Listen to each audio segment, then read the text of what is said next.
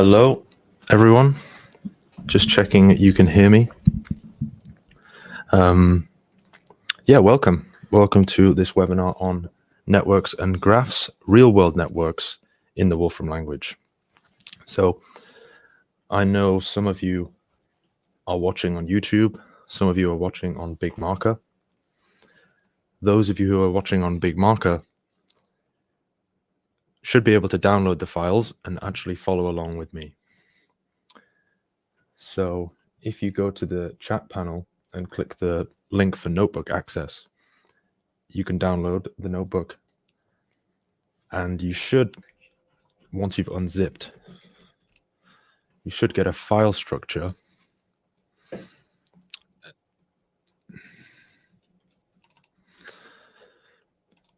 a bit like this. Okay, so this has the notebook I'm working in, this analyzing real-world networks, as well as the additional files you'll need to import. And we also have this notebook bonus content, which has some extra information on real-world networks, if we have time to get onto that. Okay. So someone is saying the video is turning on and off. So I'm just going to turn my camera off and just ask if there's any problems.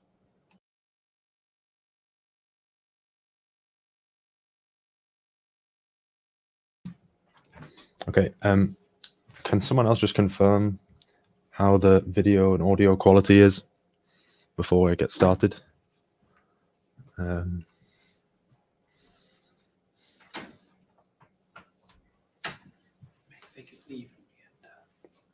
If you're having problems, try leaving and re-entering. Okay, someone said it looks fine on their end. Thank you very much, Christopher. All right, thank you, everyone. That's really helpful.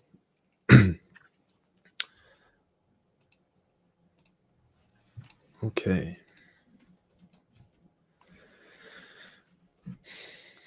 Yeah, sorry about this, but it's always good to check.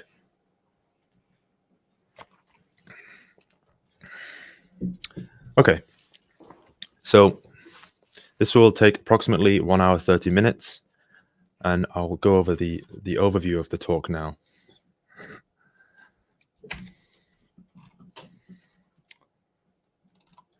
So I'm going to start with a couple of introductions, definitions of basic things you want in graph theory that you want to know. You ought to know before moving on to anything more complicated. Okay, then we'll move on to basic measurements of graphs, such as graph density and reciprocity. And we'll investigate communities with various definitions on how we define a community, that kind of thing. Okay, some of the bullet points here are not actually touched on in this webinar. They can be explored in the Wolfram language, and I'd encourage you to look at them, such as assortativity and homophily, different kinds of centralities, which we'll touch on. But yeah, it's an inexhaustive look at real-world networks.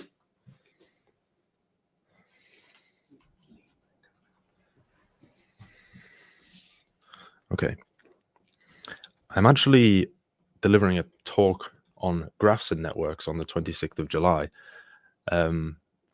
which is a more of a from the basics introduction. So I suppose the order of these webinars is somewhat unfortunate, but I want to focus on the real world aspect of networks in this webinar. Okay, so there will be some concepts that I go through slightly quickly. And if you want to know more about the basics of graphs and networks in the Wolfram language, I'd encourage you to come to this webinar on the 26th of July. Okay, but for now, we are looking at real-world networks. Okay, so I've started with some definitions here. we've got definition of a graph, and next to a lot of these definitions, I've just coded up and just saved the image of the corresponding graph that's been defined. So we have just a basic graph, which is a set of vertices connected by edges.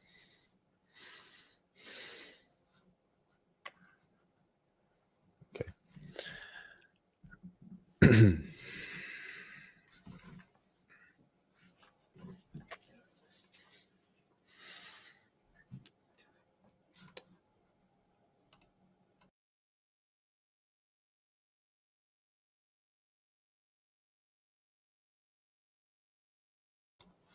Sorry, everyone. All right, I'm back.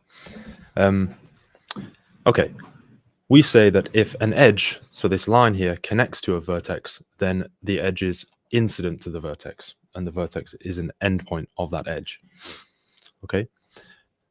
Two vertices or nodes that are joined by the same edge are called adjacent.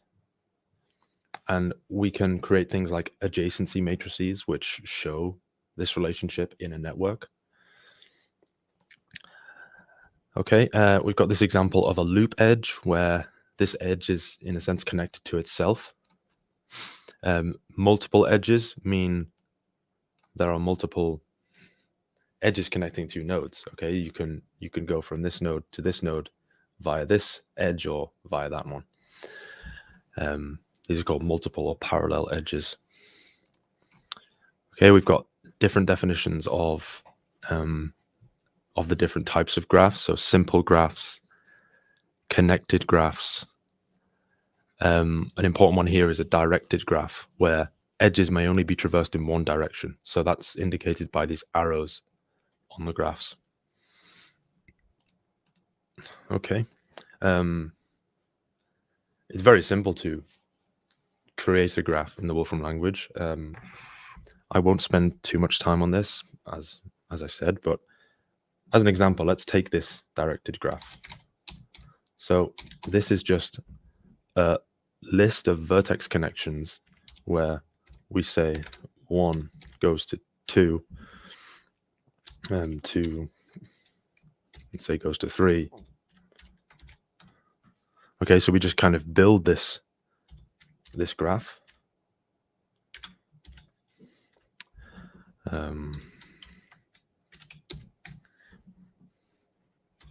Last one. And I'll show you what happens when I just remove these vertices. So as you can see, we've reproduced this. Let's see what happens where we don't have a directed edge. So in order to create that, we just press escape, UE for undirected edge, and then escape again. So this connection between 2 and 4 won't have an arrow.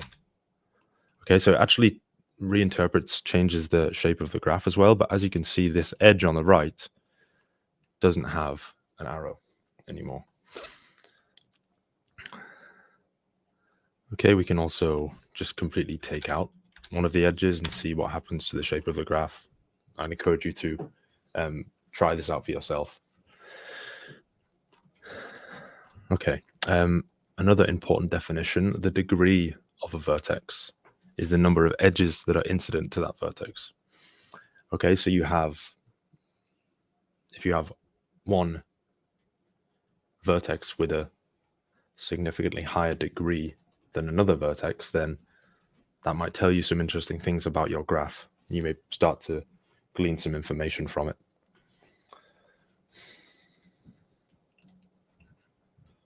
Okay. Also got the definition of a tree and a spanning tree here. So this function find spanning tree is built into the Wolfram language, and this just shows that you can explore your graph. You can use these built-in functions to either generate graphs or find these little aspects of the graph, such as a spanning tree. Okay.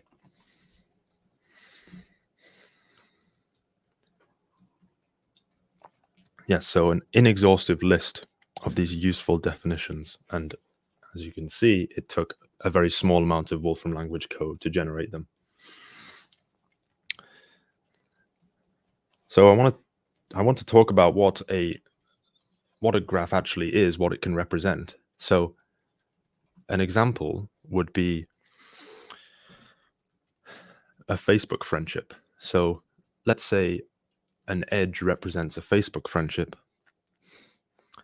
between two accounts, which are the vertices of the graph. Okay. This is quite a basic example, but you can generate graphs for all kinds of situations, and I hope to explore some of those today.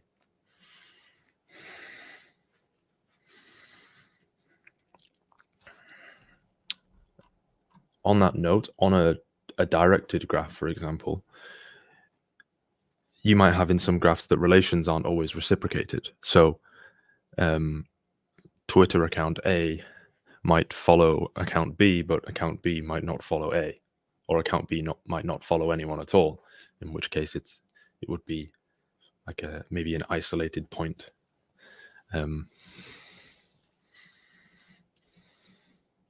With no edges outgoing from it.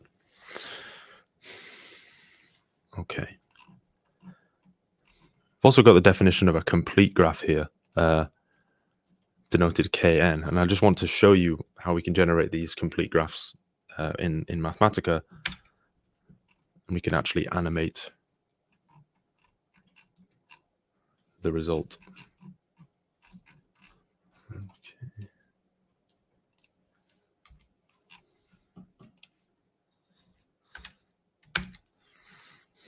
So this is going from 1 to 30, showing the complete graph with I nodes. Okay, stop this.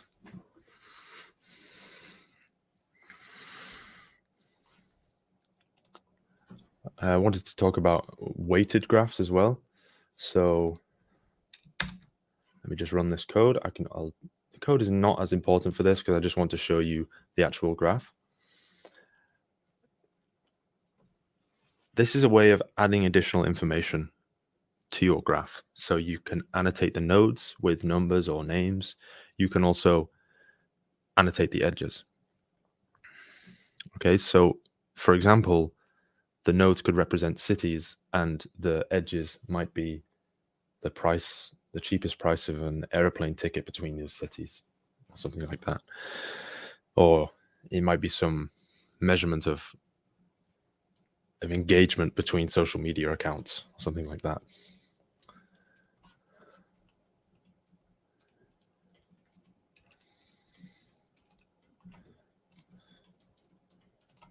Okay. When you decorate the graph in this way, you've added this additional information, you have what's called a network. And as you can see, it's defined here. If we want to glean information from this network, we're doing network analysis.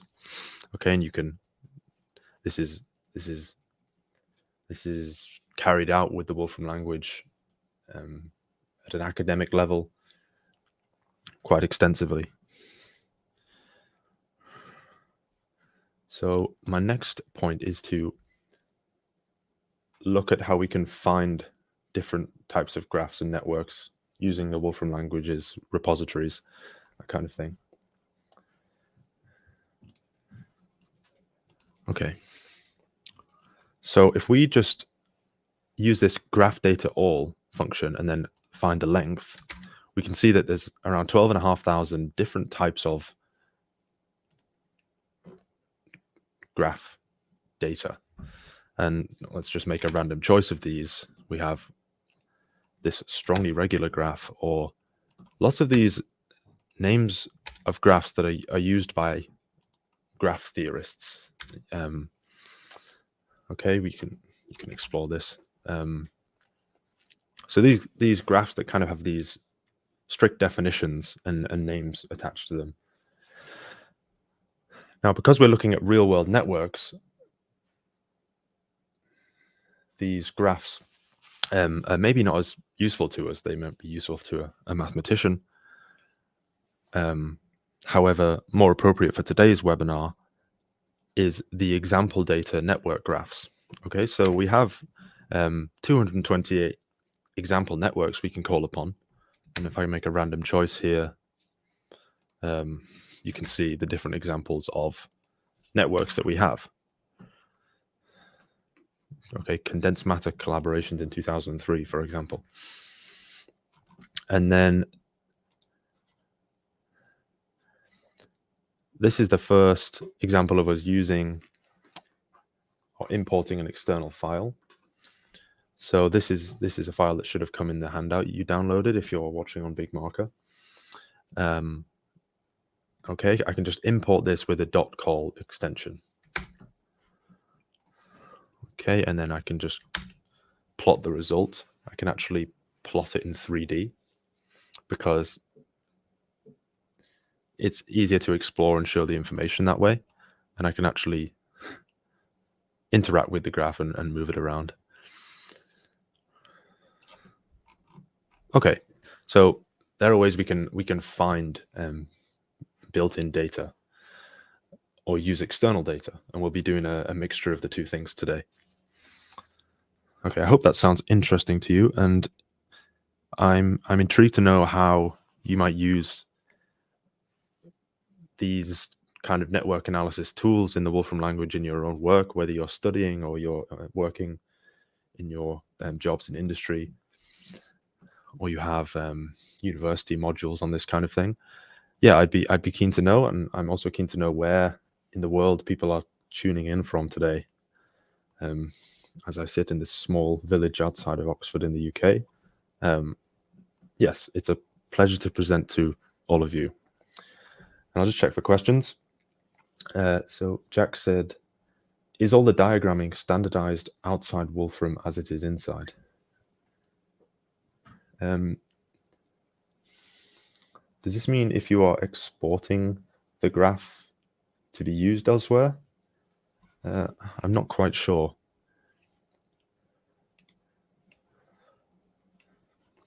The diagramming is the Wolfram standard.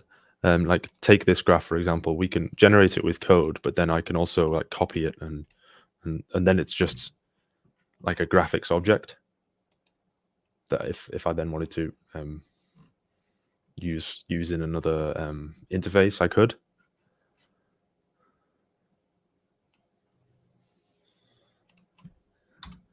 Not sure if that's what you mean, but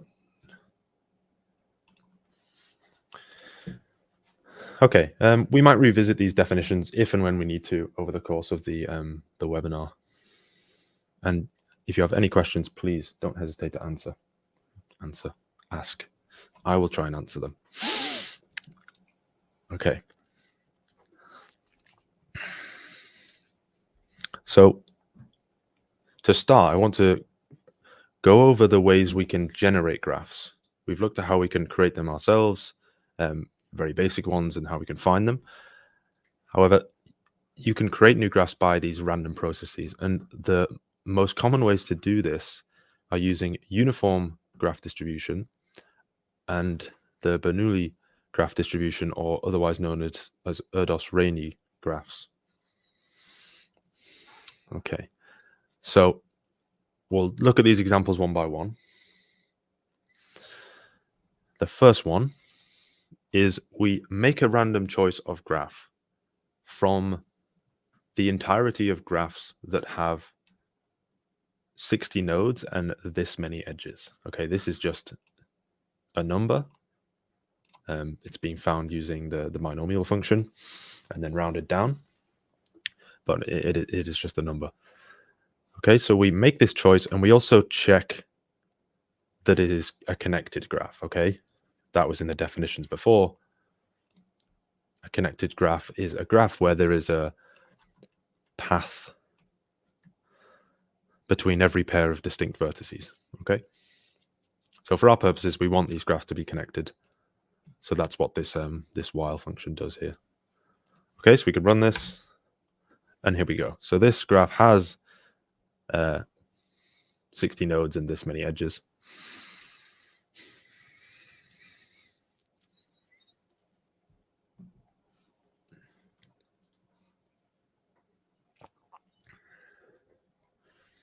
Okay.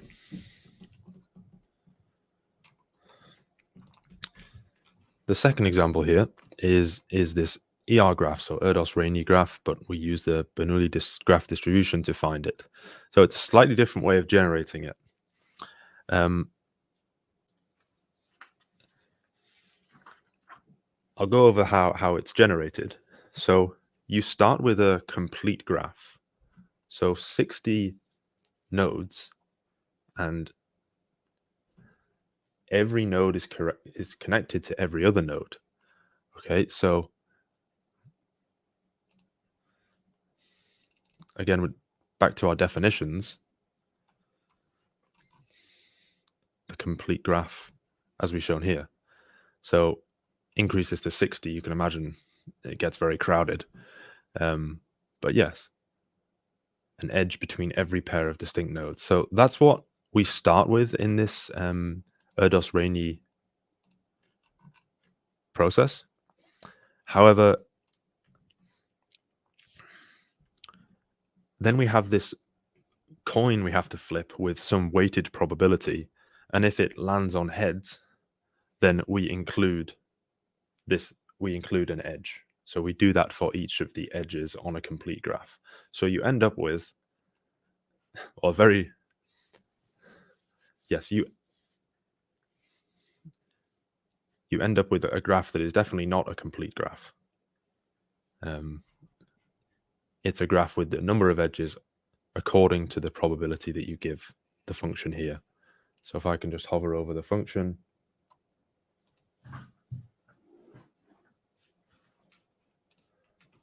all right, actually I can go to the documentation.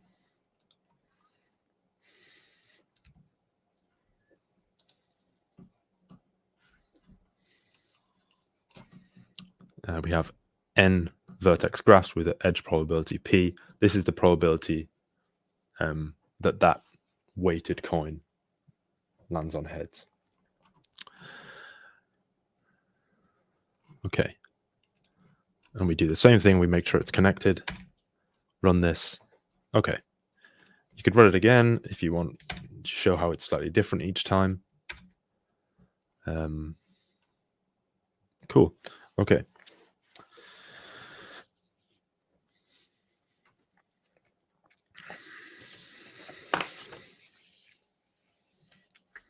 Now, both of these types of graphs are very useful in, let's say, like mathematical proofs or something like that, because all nodes are treated equally, as it says here. So maybe if you were a mathematician, you'd say let V be a node of this graph, and then it doesn't matter which node you consider because they're all treated equally. Okay, and this is not as useful to us because we're working with real-world networks where, well, to give an example, a celebrity's social media account cannot be treated as equal to any given account. So what we move on to next is some graph distributions that are more realistic for the network analysis that we're going to do. As an example of how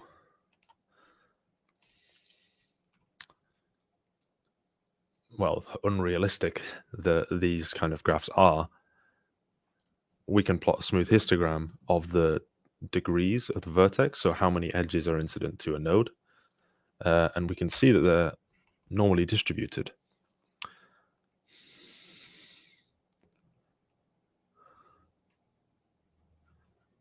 Okay. So this will vary slightly depending on our random choice, but you will get a very similar distribution here. Okay.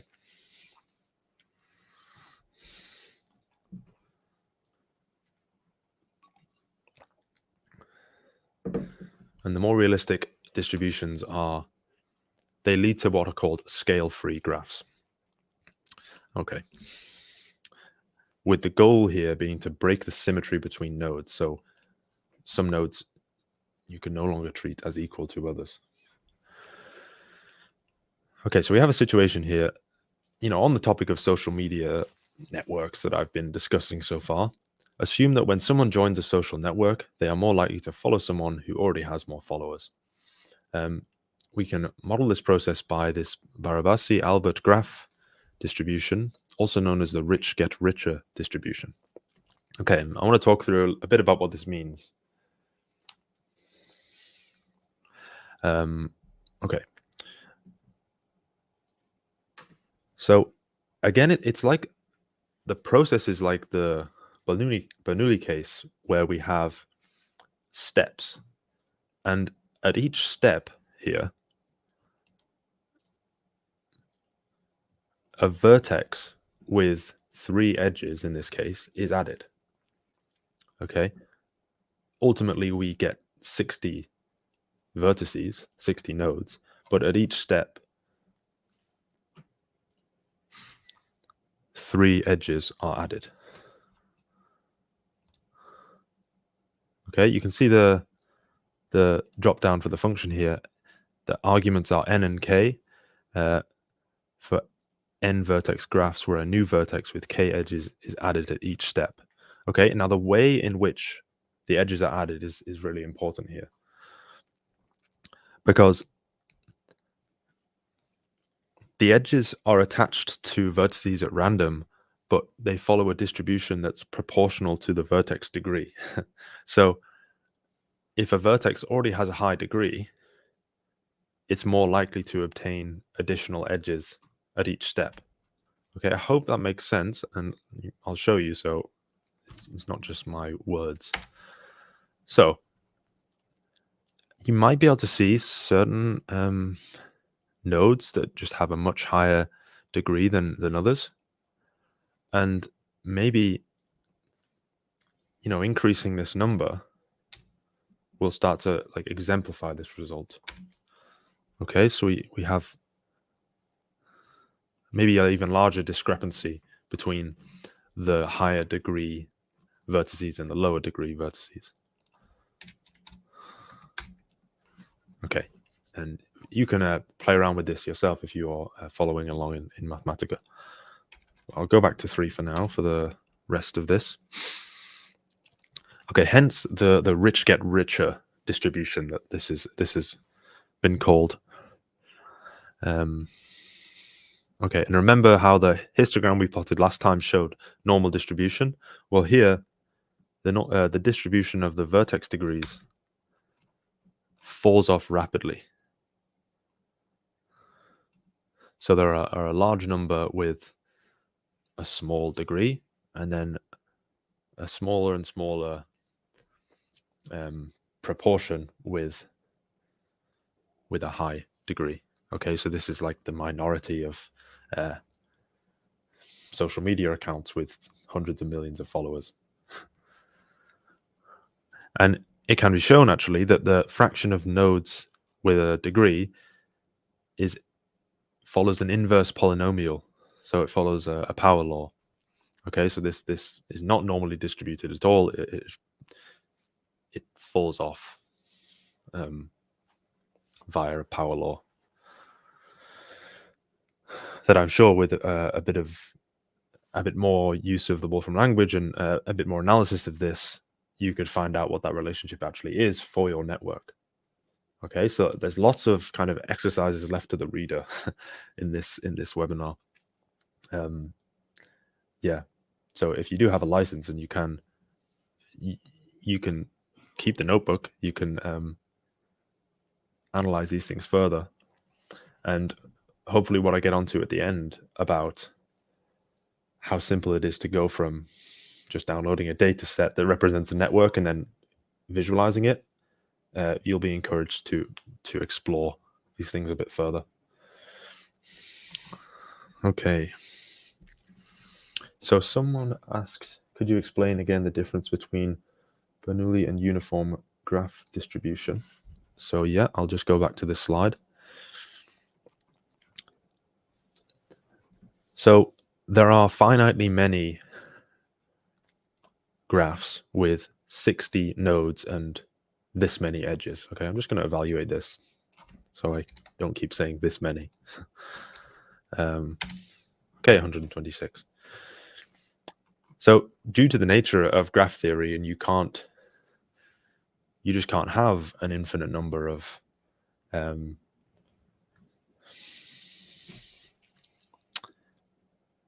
graphs that are showing the same information, because you'll get to a certain point where the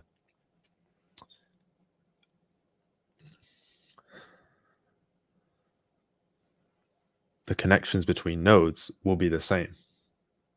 Okay, so what we're doing is selecting from a distribution that's all different, but all is showing the same kind of raw information of what's important in a graph, such as which is the nodes and the edges.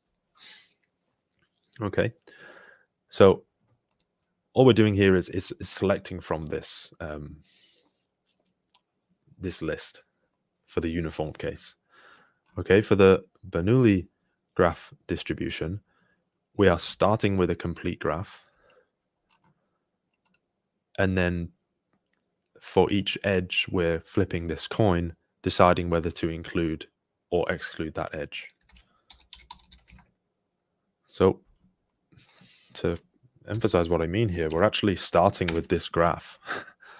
As I said before, it's very crowded, but there is still some semblance of a graph here. We're starting with this and going through each edge and deciding whether to include it with a probability of 1/14. This is why this graph has far fewer edges than this graph. Okay.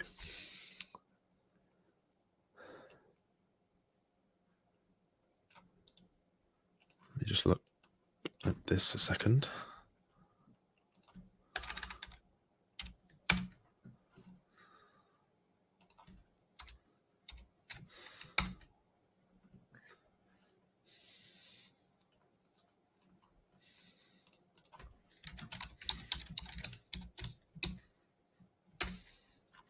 So here I've just decreased the probability, and as you can see, the graph becomes less dense, shall we say?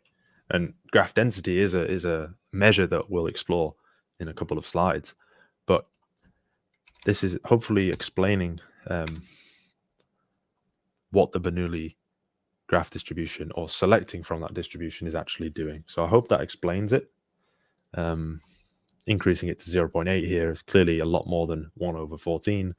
We have a much denser graph. We have a much higher probability of keeping an edge.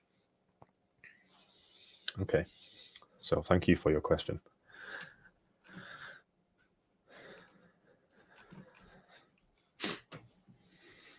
Okay, so the next thing we're going to look at is a network that crops up a couple of times in this talk. It's quite a famous network in network analysis, and it's Zachary's Karate Club.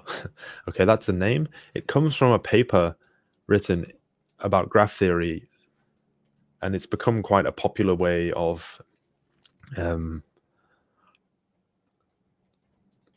become quite a popular example in showing like community structures in networks. And this is available in the Wolfram data repository. As you can see here, I just collect it, setting Zach equal to the example data network graph specified by this. You can peruse the Wikipedia page if you like. It goes into the history of it a bit, and yeah, if you're curious. Okay, so we can just load these things, and then we want to explore some metrics associated with this network. So I mentioned density before. So graph density gives you an idea of how social the network is. Okay. So if I go on the documentation of graph density here, the ratio of the number of edges divided by the number of edges of a complete graph with the same number of vertices. Okay, so a complete graph will have a graph density of 1. this graph has a density of around 14%, 0.14. Okay, just to show that point, I'll do graph density of complete graph. Let's say number 6, we get 1. Okay, so hopefully that explains what graph density is. And now, clearly with a fixed graph, the graph density isn't going to change. However, suppose some drama plays out over time, and I've got a section here which is the drama. So it's just a kind of randomized evolution, let's say, of the graph, where certain nodes are no longer connected to one another, that kind of thing. The actual content of the code is not that important, so I can just close it away here.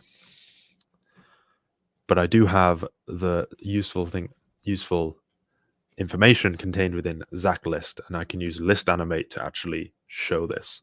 So just look out for the edges that are there 1 second and gone the next. Okay.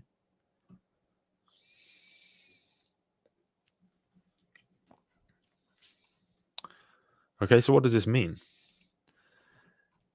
I suppose I've just called it Zachary's Karate Club, but I should talk about what this actually is. So it was a karate club at a university with 34 members, and the edges represent these links between the pairs of members who interacted in a certain way. I'm not sure the details of this any further,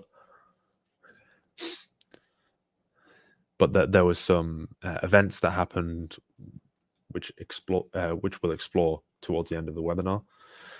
But yeah, so that's what the edges and nodes represent. So you can infer what this evolution represents. Now, I've got a line of text here that says you could track the social health of the karate club over time. If you measure social health by the number of connections in the network, so how dense, how socially cohesive it is, and you can plot this. So according to this evolution that we've defined here, that's not necessarily what really happened, but my just simple code here, which simulates some drama. So it uses this edge delete function to delete a random sample of the edges. Okay, the social health, or the graph density as a proxy for social health, is declining.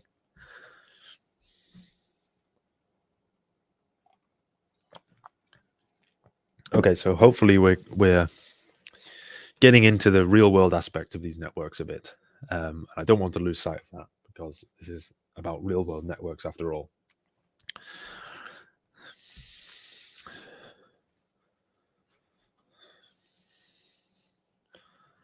Okay.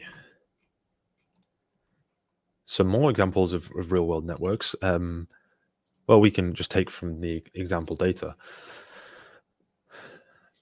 And we're going to look at a metric called reciprocity here. So this is the fraction of edges that are reciprocated, the number of 2 cycles.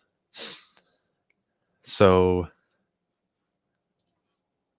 just going to show the documentation again.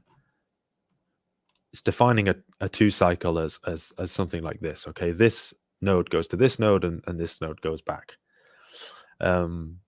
Okay, and we can just use graph reciprocity to work this out, and it gives it returns a number between 0 and 1.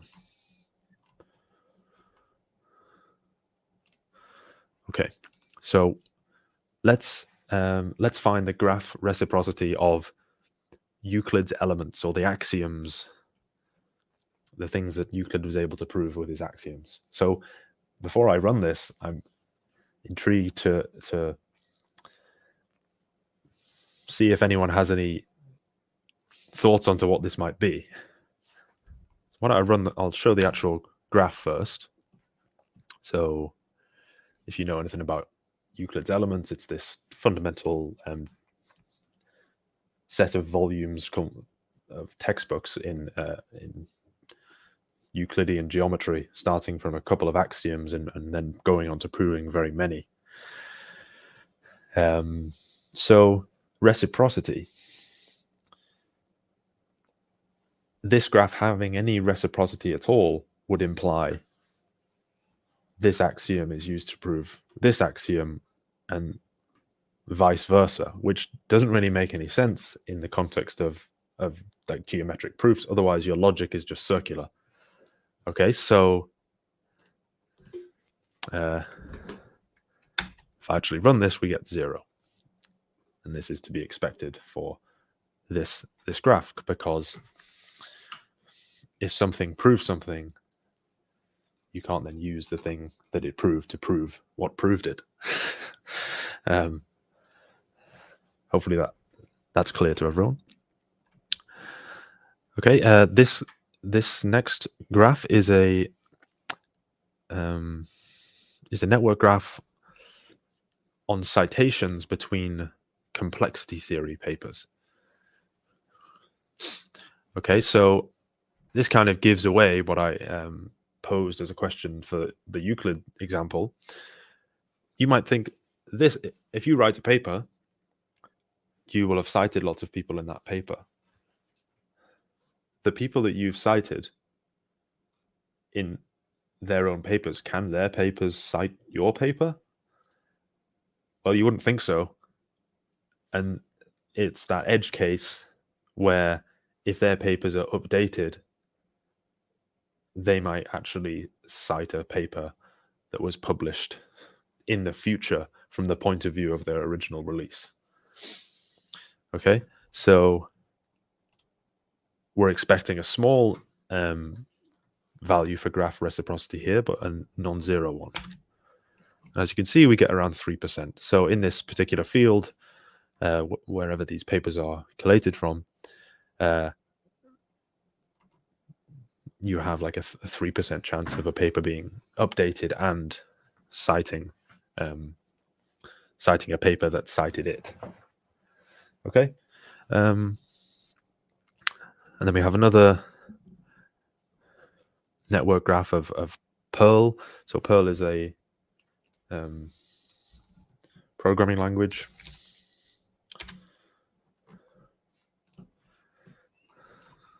And then this is authors of a particular Perl of various Perl modules. Here's the description.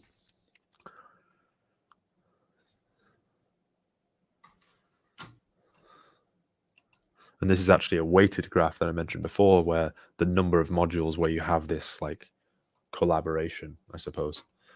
Let's work out the reciprocity here. We get slightly higher. And then finally, we work out the graph reciprocity of word adjacencies. So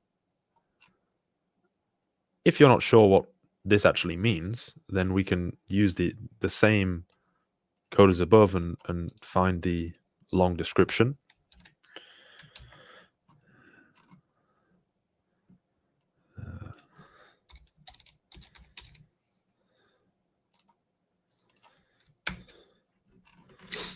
Okay, adjacency network of common adjectives and nouns in the novel David Copperfield by Charles Dickens. Okay. Vertex property contains a word class. So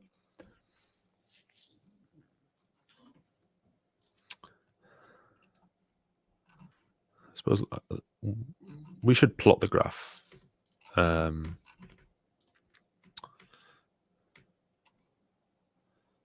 we've seen the description. I'm intrigued to know what this looks like. Okay, so as you can see,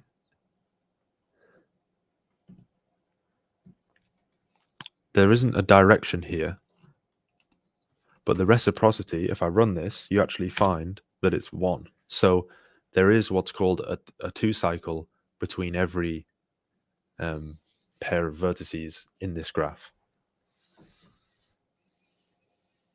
Okay, that it might just be that the the connection between these 2 vertices, for example, is 2-way.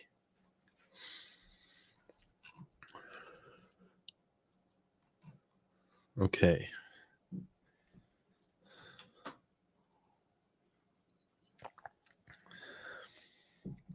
I'm just going to check for questions, but I don't think we have any right now.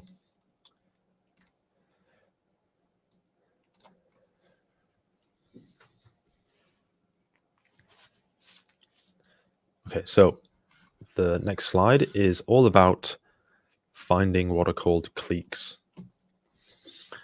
Okay, so here's the definition. A clique in a graph is a set of vertices that are all connected to each other, and it's the kind of strictest definition of a community. And we'll go on to slightly looser definitions of community in the following slides. So I'm just going to run this. It's kind of a repurposed network that was chosen randomly from the repository, and we've just turned it into a friend network. Okay, so this just indicates friendships between students at a school, let's say. And we want to explore this graph and identify cliques in it. Now, this first piece of code here, it's not actually finding a clique because we have a function to do that. It's the find clique function. It's just trying to get a sense of, I suppose, organization in this graph. And what you do is you find a spanning tree rooted at a specific node. So we've just chosen the node labeled by Olivia, and we're going to find a spanning tree and then plot it. Okay, so we have Olivia at the root here, connected to Ava and Ling. And then as you can see, this does connect everyone on the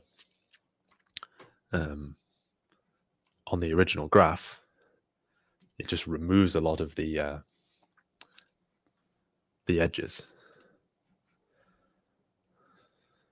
And a spanning tree was defined in the earlier slides if you have the notebook and want to go back to that. Okay, so let's move on to the cliques. So we want to use these functions maximal by and find clique to find the longest cliques, because they all correspond to the cliques we're interested in. So these are cliques of maximum length. Okay, so it finds 3 of them. So we have a clique between Maria, Fatima, Guy, Abigail, Elvis, around here. Okay, and then these 2. Now, looking closely at these, you might notice these only differ by 1 person. So we have Noah in this one and John in this one. But the rest of the nodes are actually the same. So let's visualize these cliques.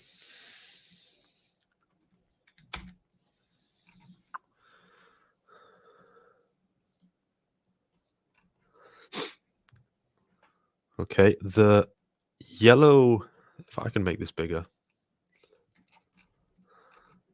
you might notice the pink kind of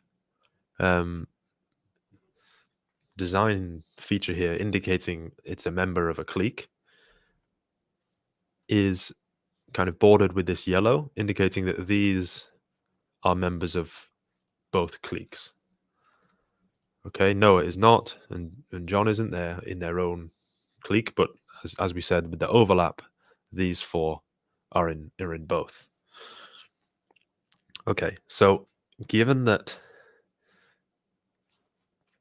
we have technically 2 cliques that are only different by 1, and if that's our means of detecting a community, we might want to loosen the definition of community, for example, or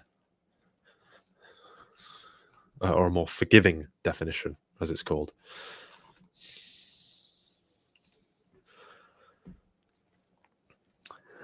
Okay, so communities correspond to something weaker than a clique usually, and we can just use the built-in function community graph plot to visualize communities.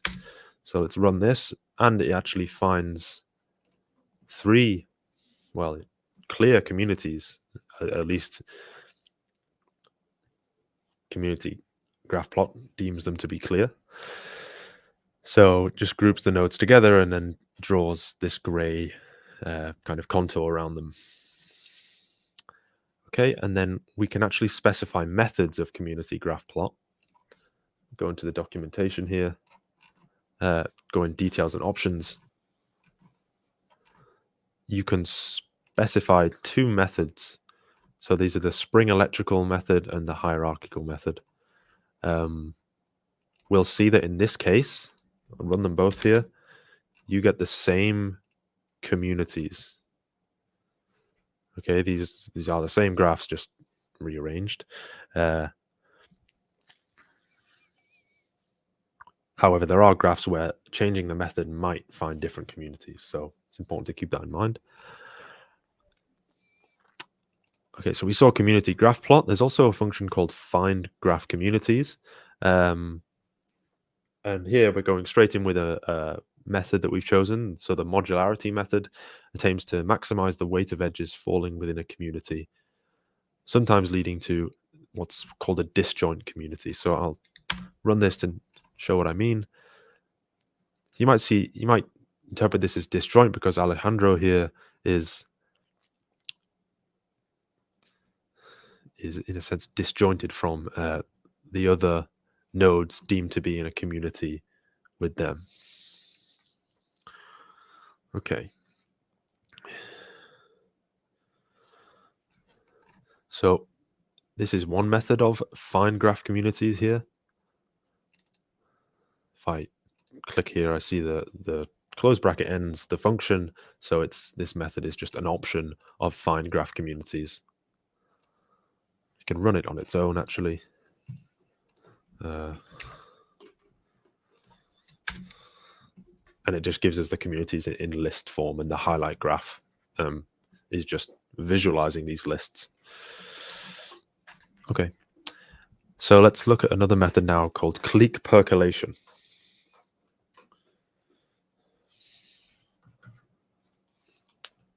So what this does is if two cliques differ by one element, it's considered part of the same community. So it's less strict. Okay, what I want to show here is that perhaps there's a chance of, if you use this method,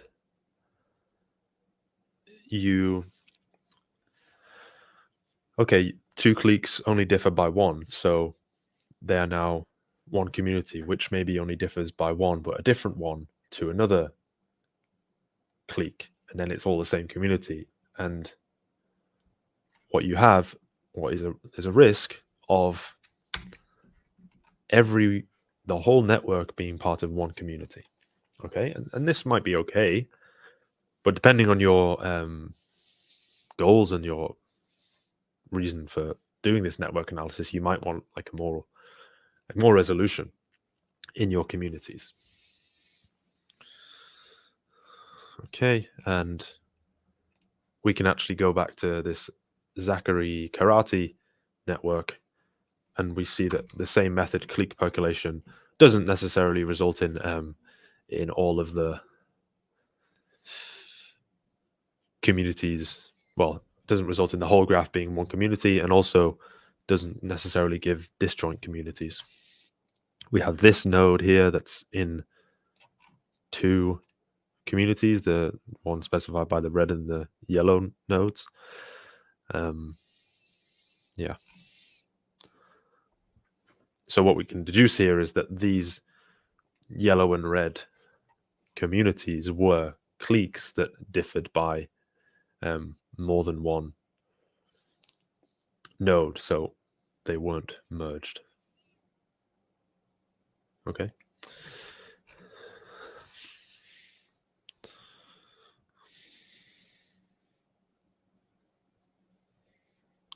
Yep, so it's kept these communities separate despite using this method. So it all depends on what's appropriate for your network of interest. Okay, so before we move on to this, what's called the friendship paradox, I'll just answer this question.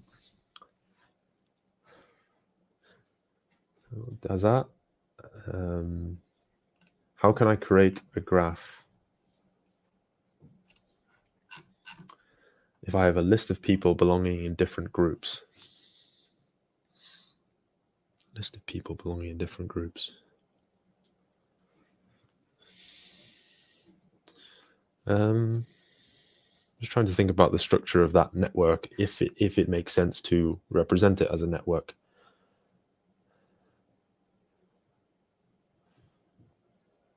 Because what's good about graphs is it's the interaction between groups that's of interest to us.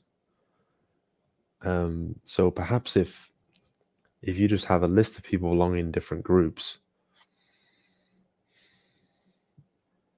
then kind of like a tabular data structure might be more appropriate. But I'm intrigued to know if you can tell me any more about this, and I might have some more ideas. And I've got examples to show at the end of this. It's actually in the bonus content notebook, which shows like different graph structures depending on your data. Okay.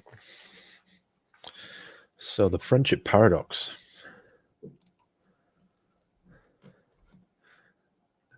Again, I've got a link to it here. You can have a look at this yourself.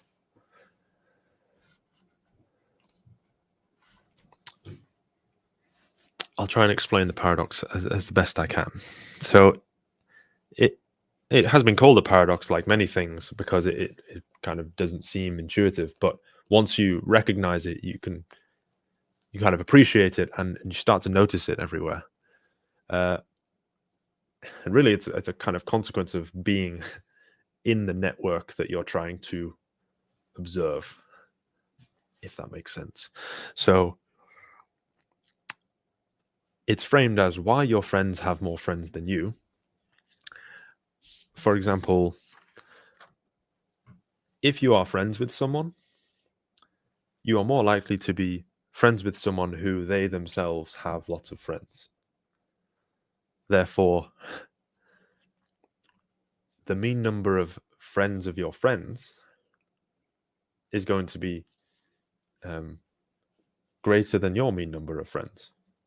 So someone told me about an example they came across where they went to university, and the lectures, they were told that the average number of people who attend a lecture is around 20. But then they went to a lecture and there was 100 people there, and they kept noticing this. And what happened was, because they themselves were going to the lecture, they were more likely to go to a lecture where there are more people. So the statistic of the mean number of people in a lecture was really only useful for the university to share to its students than the students attending the lectures. Yeah. So I'm going to try and just explore this very briefly here.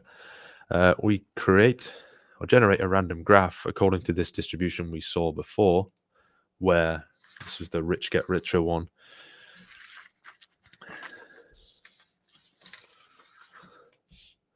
Okay, so we'll just call this graph G. And then let's calculate the mean degree of the graph. Okay, so what's the mean number of edges incident to a node?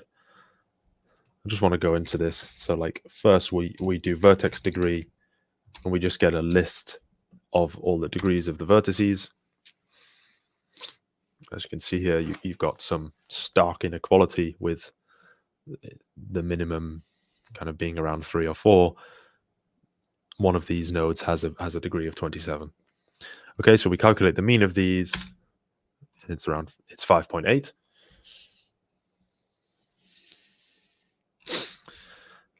Okay.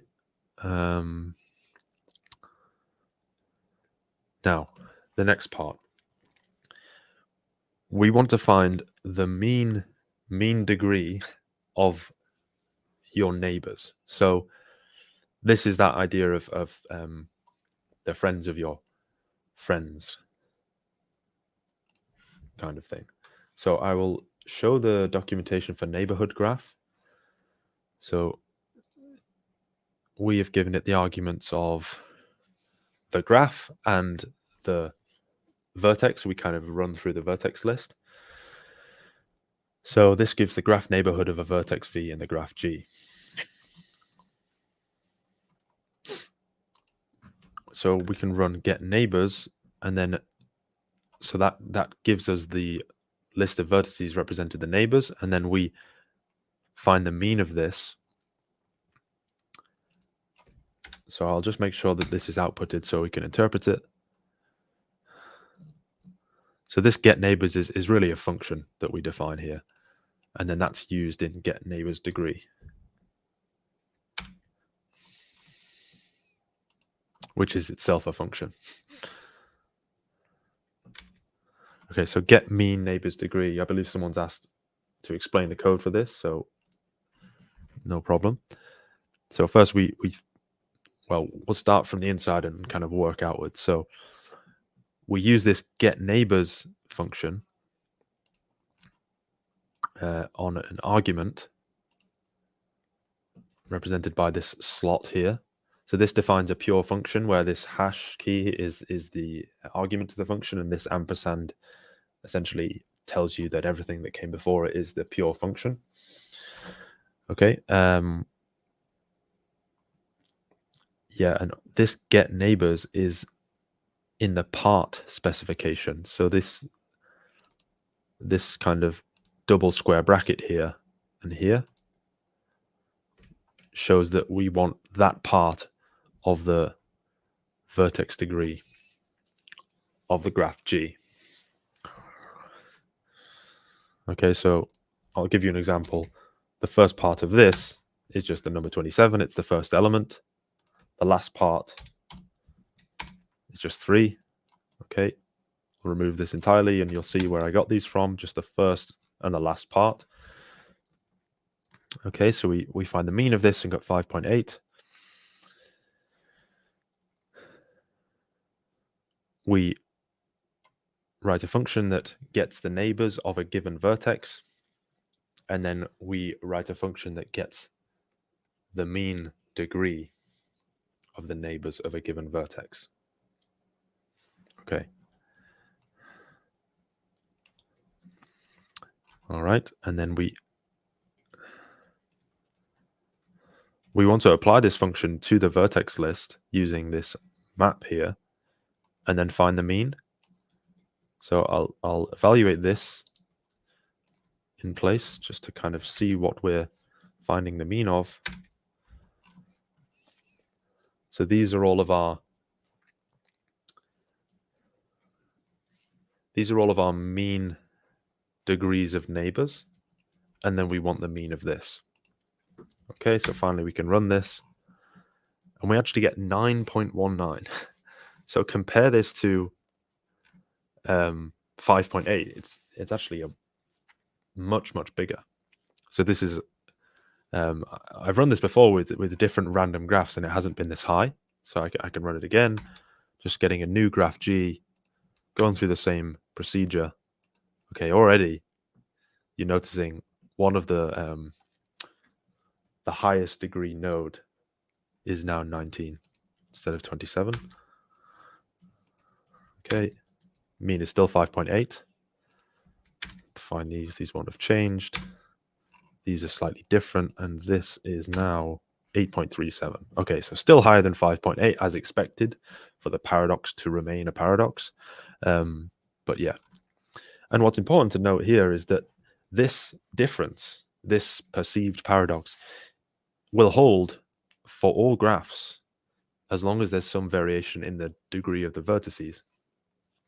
So it's not just because I use this rich get richer distribution. It's just a useful way to show it. But yeah, this is always true. And thank you, Frederick. Thank you for your question. yeah, pure functions are sometimes difficult to understand if you haven't had much exposure to them before. So I'm always happy to explain the code in these webinars. Okay, right. Now I believe what's next is some analysis of the centrality of a graph.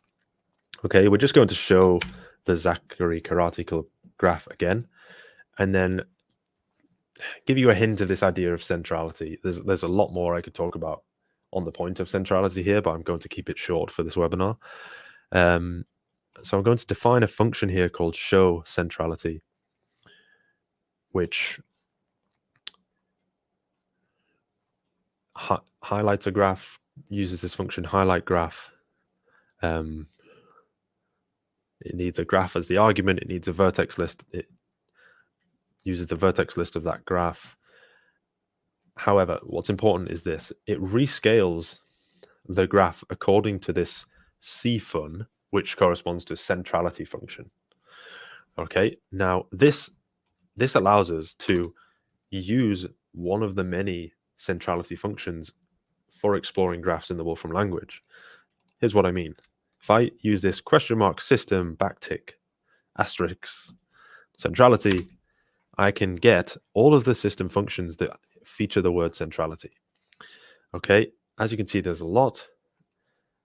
I'm not going to be able to go into them all, but one thing we'll use here is degree centrality.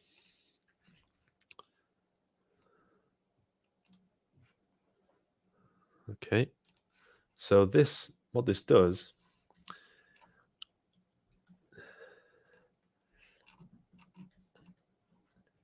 well, it gives a list of vertex degrees for the vertices in the underlying simple graph of G. So if you go back to the definitions, you remember I used simple graph as one of the definitions. Graph with no loop edges or multiple edges. Okay, so we kind of get the underlying simple graph of the overlying complicated graph. And then what the highlight graph is really useful for doing is kind of showing these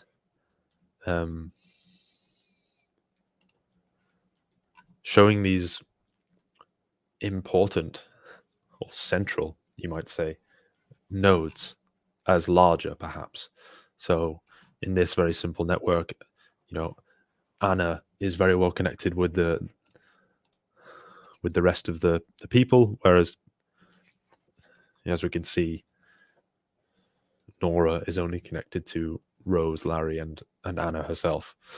So that's why Anna's node here is exaggerated. Okay, so we can use this on the Zachary Karate Club network, and you can see that these nodes with higher degree are exaggerated, and it kind of makes sense.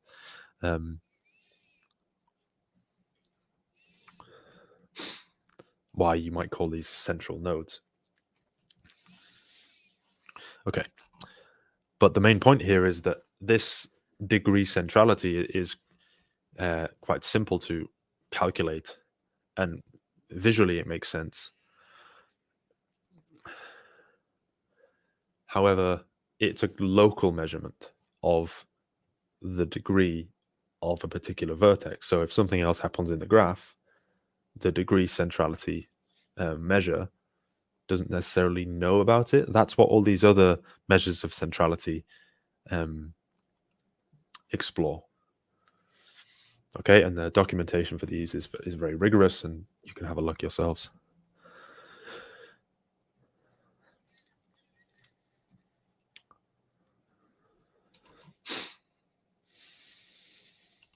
Okay.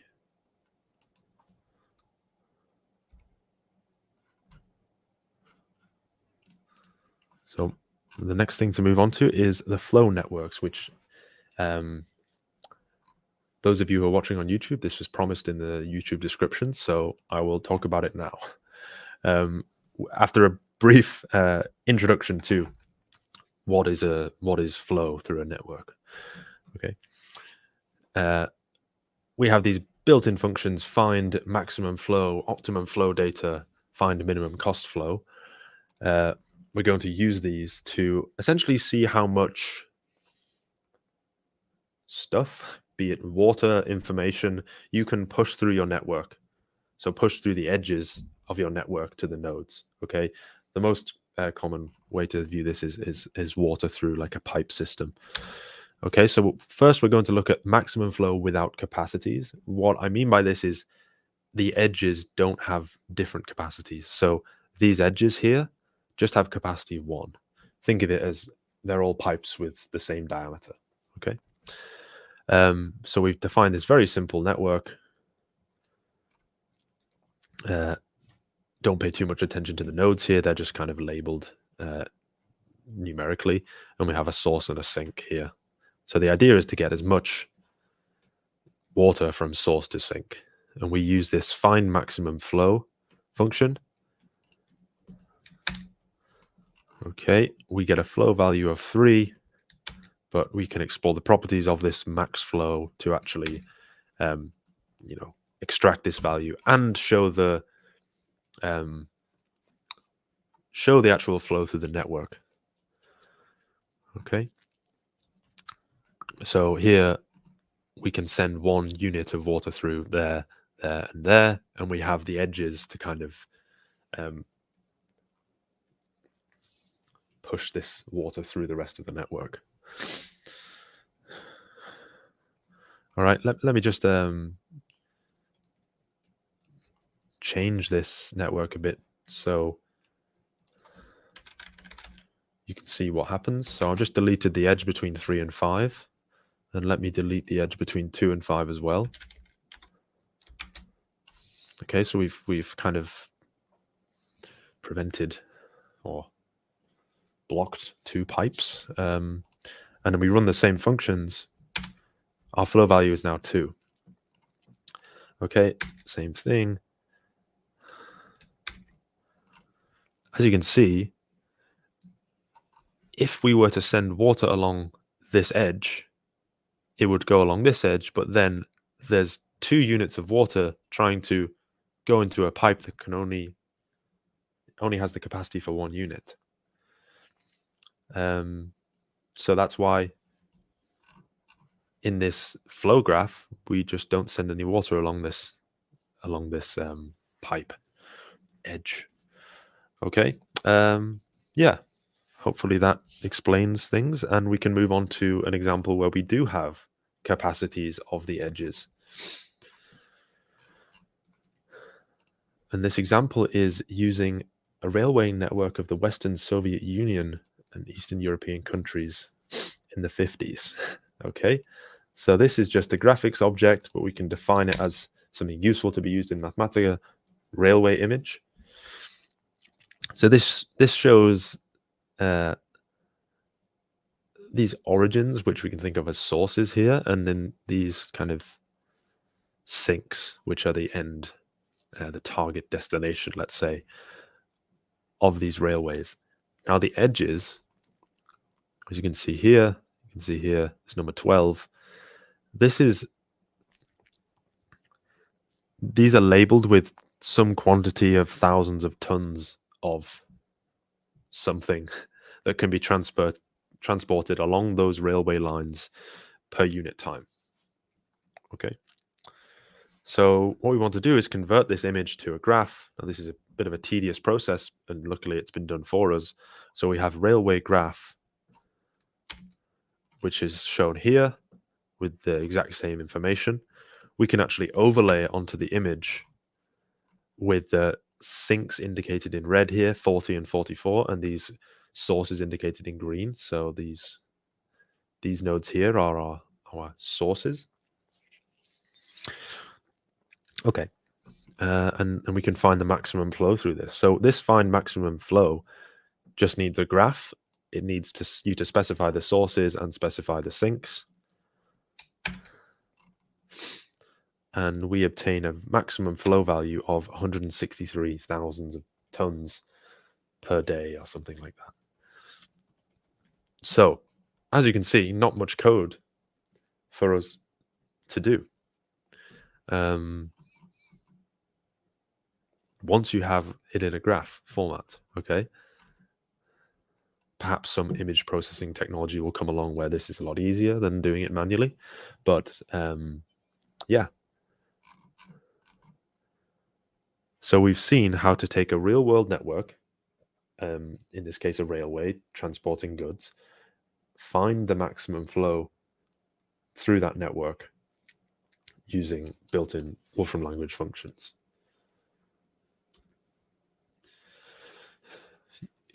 Considering you could perform this find maximum flow algorithm yourself with a pen and paper, but in this day and age with this technology available, it's almost unthinkable that you'd spend that time doing that when there's functions like find maximum flow. Okay, so we've run an optimization algorithm, you could say. Now, the other side of this is what's called the minimum cut theorem. So this is kind of abstracted and said, say you want to disconnect the green node sources from the red node sinks at minimum cost. Now, maybe an opposing army or something would want to sever the network so that the sources and the sinks are completely separate, halting the delivery of goods, that kind of thing. Okay, this is called a cut through a network. Okay, and the mathematical function corresponding to this is find edge cut, i.e. the cut through edges. Okay, now the thing about find edge cut is if we look on the drop down here, we need to specify a source and a sink, S and T, but we have multiple sources and multiple sinks. Okay, so we can do this. We can see our edges we have to cut through, and there's only 3 of them. And okay, that's interesting. We need to look at the graph to see where those 3 are. As you can see, it's just here. This might be a smallest minimum cut, for example, but we have other sources to contend with.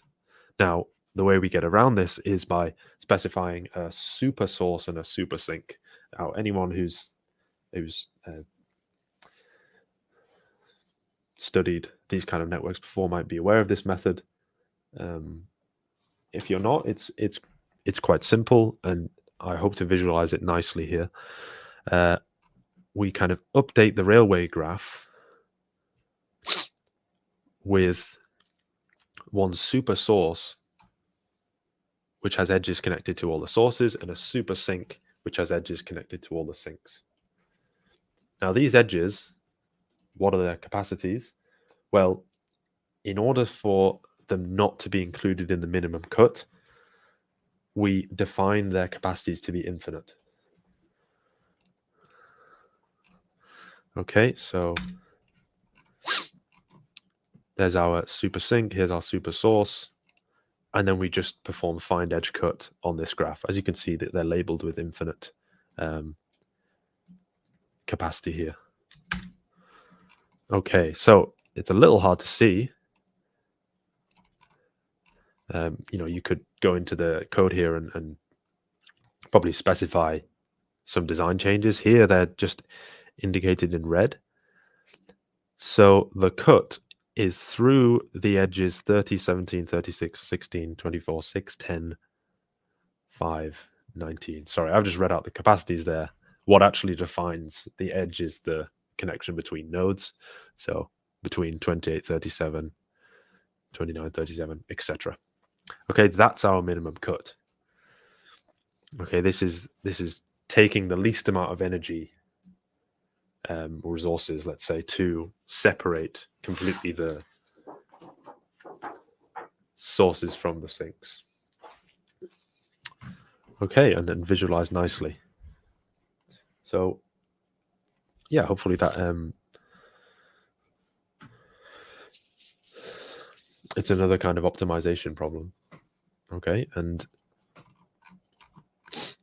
I'm sure you could find other networks where you could perform the same kind of analysis where you've got multiple sources and sinks.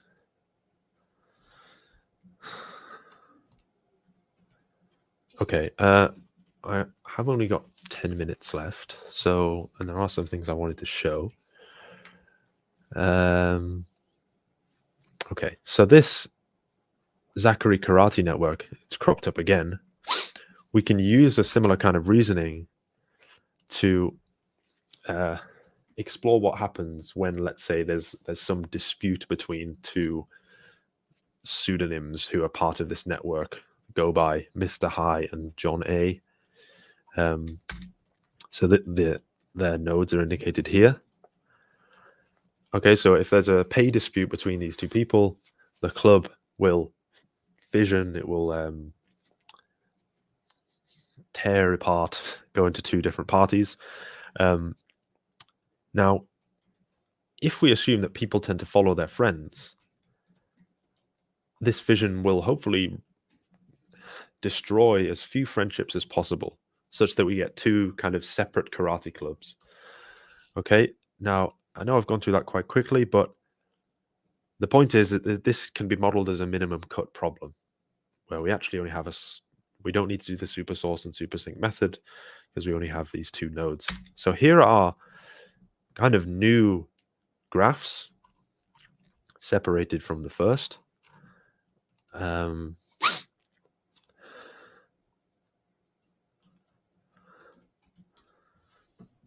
Okay, this is just as determining which nodes are in these two separated groups, separated each their own graph at this point. And this graph here is just something I manually found and inputted. This is the actual group that formed around Mr. High. Okay, this is the real data. And we've just performed a kind of naive cut to simulate this fission, but we can actually find the difference between what we did and what really happened in this karate club. So this symmetric difference does that, and we just get this output of 3. Now, what does that mean? It means that the only thing that isn't in this, that's in this, is the node 3. So that's the only one that we got wrong, essentially. So yeah, quite a powerful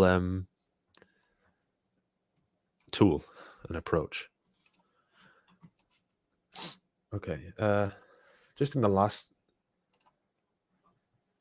because I have to finish soon, I do welcome your questions. If you just want to send them in, I can spend my time answering them.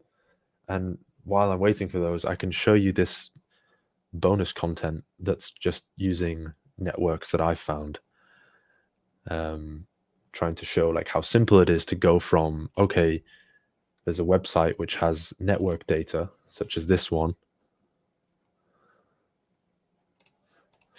Okay, this is the email communication network from EU research institutions in like 2003 or something like that. Okay, I can import this because it's in our downloaded files. I can process it so it's interpretable as a graph. So I'm just taking raw data and processing it and getting processed data. And yeah, I can plot a graph. I'm only going to use the first 1,000 entries, but already we can see communities in this graph. Okay, what's better is I can use Graph 3D to play around with this and identify the communities easily. So these might be individual universities. As you can see, we have a couple of stray academics here, someone even emailing themselves, it looks like. Okay, someone has asked,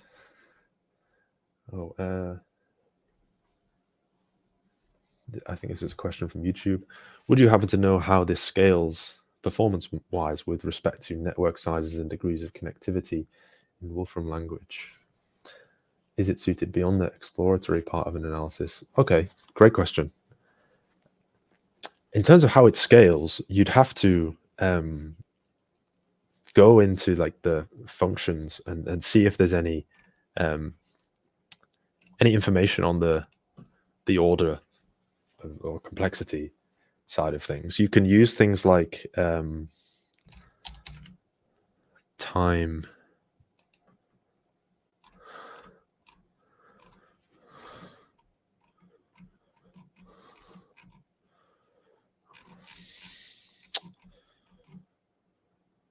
Is it absolute time?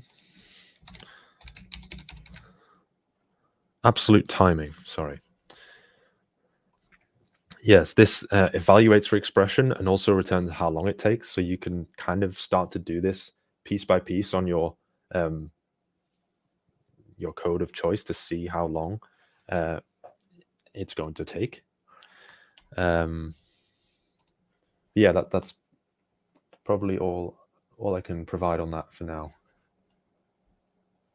I would say, well, I want to clarify, these tools are very suited for high level analysis of networks, really very much large networks as well.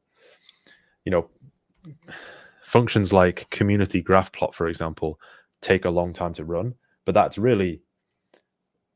kind of the nice visual side of things. That's not the deep analysis. The analytical side can be done on extremely large networks. Yeah, I hope that answers your question. And to top it off, I will show this community graph plot of this data. So it's clearly identified the communities of email exchanges in these institutions. And yeah, if you have this notebook yourselves, you can go into the other examples that I've written. There's an example here of someone's Facebook friend network before. I think this is downloaded 10 years ago, because now you actually can't get that information anymore, possibly due to privacy laws. But this friend network is not mine, but it was identified by a colleague of mine who had his friends and randomized the names, anonymized the names, but could actually identify communities within his friendship groups on Facebook according to different parts of his life. So yeah, hopefully this is kind of self-explanatory if you'd like to have a look at it yourselves. And you can explore things like centrality in these graphs as well. As you can see, an old friends, family, physics, whether you studied physics at university, that kind of thing. Okay, and if there are no more questions, I can take you back to the main notebook where I've got some resources here. There are courses you can take on graphs and networks and talks that we have. And the elementary introduction to the Wolfram language, I'd very much recommend that as well as a source of information. And yeah, we have a webinar on the 16th of July, quick start to Wolfram Tech. You can sign up for that if you follow this link. Yeah, thank you all for coming. I hope you enjoyed, hope you found it useful. And yeah, I wish you the best in your work or study of this kind of thing. Thank you all for attending. Hope you enjoyed. Please, for participants through Big Marker, fill in the feedback survey that comes at the end. Thank you. Have a great weekend.